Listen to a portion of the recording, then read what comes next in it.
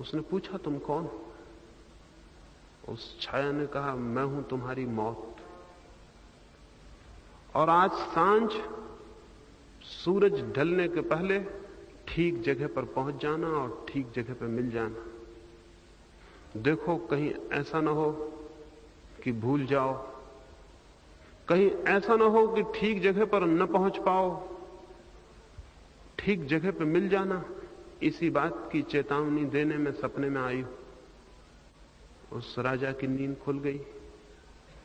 मौत के भय से किसकी नींद न खुल जाएगी? लेकिन हम में से बहुत ऐसे हैं जो मौत सामने खड़ी हो तो भी सोए रह सकते हैं। ऐसे तो मौत सामने खड़ी है और हम सोए हैं। लेकिन उस राजा की नींद खुल गई, वो सपना टूट गया। आधी रात थी। उसने अपने राजधानी के विचारशील वृद्ध लोगों को उसी वक्त बुला भेजा, ज्योतिषियों को, दार्शनिकों को बुला भेजा और उनसे पूछा कि स्वप्न का क्या अर्थ है। देखा है मैंने स्वप्न, अंधेरी कोई छाया मेरे पीछे कंधे पर हाथ रखे खड़ी है। और मैंने पूछा, कौन हो? तो उसने कहा, मृत्यु हूं तुम्हारी, और आज सांझ सूरज ढलने के पहले ठीक जगह पर मिल जाना। देखो कहीं भूल चूक ना हो जाए, इसीलिए चेतावनी देने आई हूं। वे गांव के पंडित और विचारशील लोग अपनी पोथियों को खोलकर विचार करने में लग गए, स्वप्न का क्या अर्थ हो सकता है। उनकी पोथियां बहुत बड़ी थी, जैसी कि पोथियां हमेशा बड़ी होती हैं। वे ग्रंथ उनके बहुत बड़े थे और उन ग्रंथों की भाषा बहुत उलझी हुई थी, और उस ग्रंथों में से अर्थ निकालना बहुत दुरूह था। और अर्थ भी निकल आए तो उन सब वृद्ध जनों का सहमत हो जाना और भी कठिन था। और सांझ बहुत करीब थी, सूरज बहुत जल्दी ढल जाएगा और विराम नहीं लेगा और विश्राम नहीं करेगा, और जल्दी ही सांझ आ जाएगी। और किताबों में खोजने वाले वे विचारशील लोग शायद ही किसी नतीजे पर पहुंच पाए। उस राजा के वृद्ध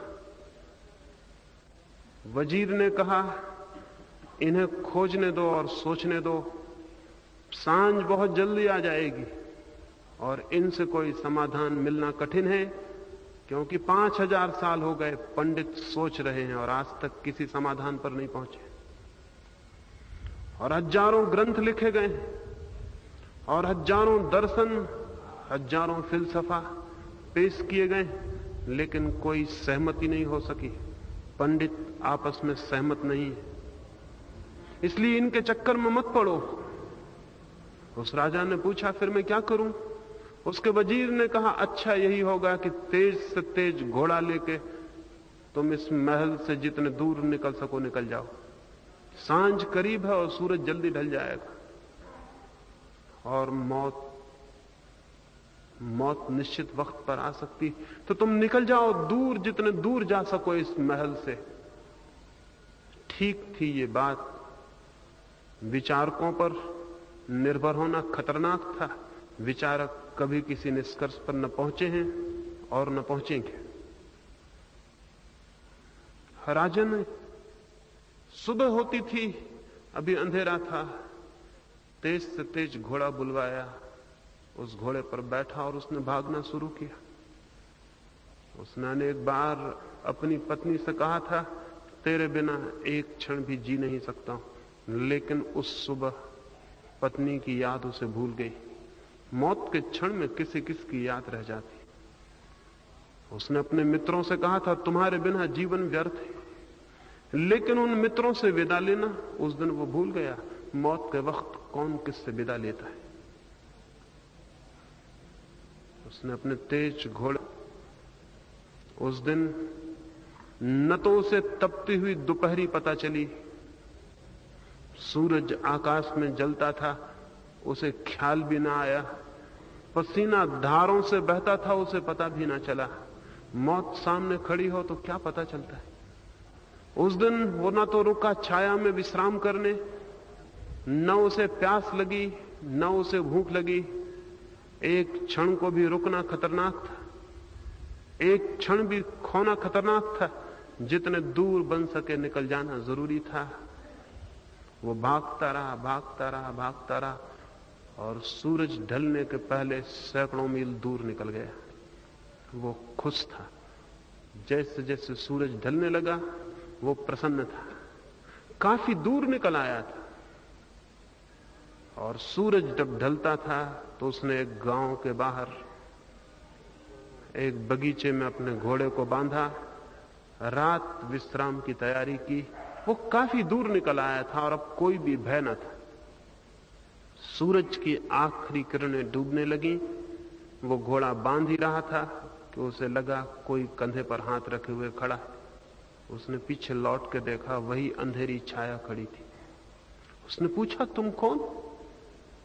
उसने कहा, तुम पहचाने नहीं, रात सपने में भी मैं आई थी। मैं मौत हूं और मैं तुम्हारे घोड़े को धन्यवाद देती हूं। मैं बहुत चिंतित थी, इसी जगह पहुंच के तुम्हें मरना था, और मैं चिंतित थी कि तुम पहुंच सकोगे या नहीं पहुंच सकोगे। घोड़ा बहुत तेज है तुम्हारा, बहुत लाजवाब है।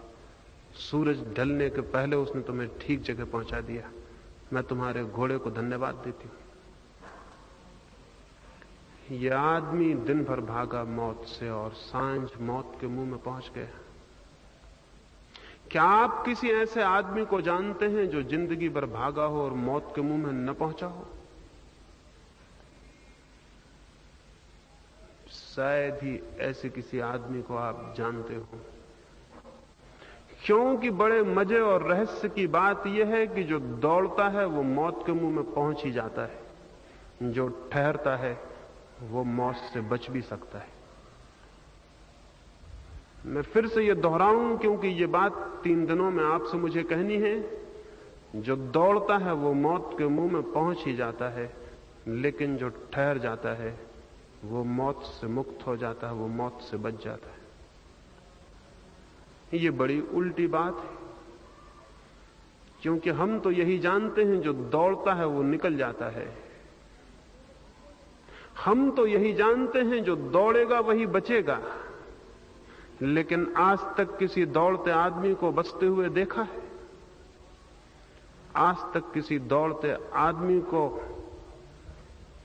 मौत से बचते देखा है? नहीं, आज तक कोई दौड़ता आदमी मौत से नहीं बचा। क्योंकि दौड़ने वाला चित्त इतनी उलझन में होता है कि वो उसे जान ही नहीं पाता जो जीवन है। दौड़ने वाला चित्त इतना अशांत होता है कि वो झांक ही नहीं पाता स्वयं के भीतर, जहां की वो है जो कि अमृत है। दौड़ने वाला दौड़ता है, दौड़ता है, और जितना दौड़ता है उतना मौत के निकट पहुंच जाता है। घोड़ा जिनके पास तेज है, मौत एक दिन धन्यवाद देगी उनके घोड़े को, कहेगी कि तुम्हारा तेज था घोड़ा और ठीक वक्त पर ले आया। लेकिन जिंदगी में तो ऐसा मालूम पड़ता है कि जिनके पास जितना तेज घोड़ा है वो उतने ही आगे है।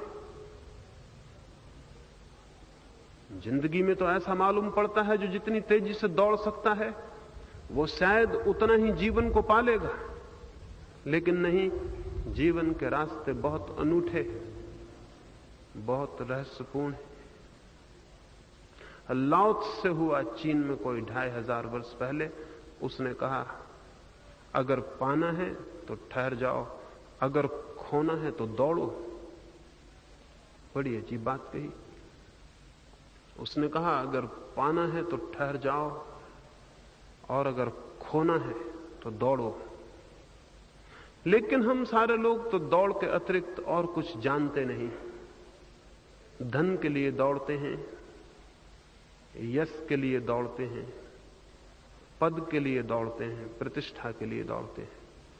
और जब इन सब से ऊब जाते हैं और इन सब में कोई रस नहीं पाते तो फिर धर्म के लिए दौड़ते हैं, आत्मा के लिए दौड़ते हैं, परमात्मा के लिए दौड़ते हैं, मोक्ष के लिए दौड़ते हैं। लेकिन दौड़ना जारी रखते हैं। और स्मरण रहे कि चाहे कोई धन के लिए दौड़े और चाहे धर्म के लिए, दौड़ दोनों हालतों में खतरनाक है। क्योंकि जो दौड़ता है वो कभी भी पाता नहीं। धन के लिए दौड़ने से भी कोई फर्क नहीं पड़ता और धर्म के लिए दौड़ने से भी कोई फर्क नहीं पड़ता। जो चित्त दौड़ता है वो अशांत है। लेकिन हम दो ही तरह के लोगों को जानते हैं। संसार की दौड़ है और परमात्मा की दौड़ है। लेकिन मैं आपसे कहना चाहूंगा, परमात्मा को दौड़ के कोई कभी नहीं पा सका है। परमात्मा को तो वे लोग पाने में समर्थ होते हैं जो दौड़ छोड़ देते हैं। इसलिए परमात्मा को पाने की कोई दौड़ नहीं हो सकती। धन की दौड़ हो सकती है, धर्म की कोई दौड़ नहीं हो सकती। धर्म तो ठहर जाना है, दौड़ का उससे क्या संबंध। लेकिन जो लोग संसार में दौड़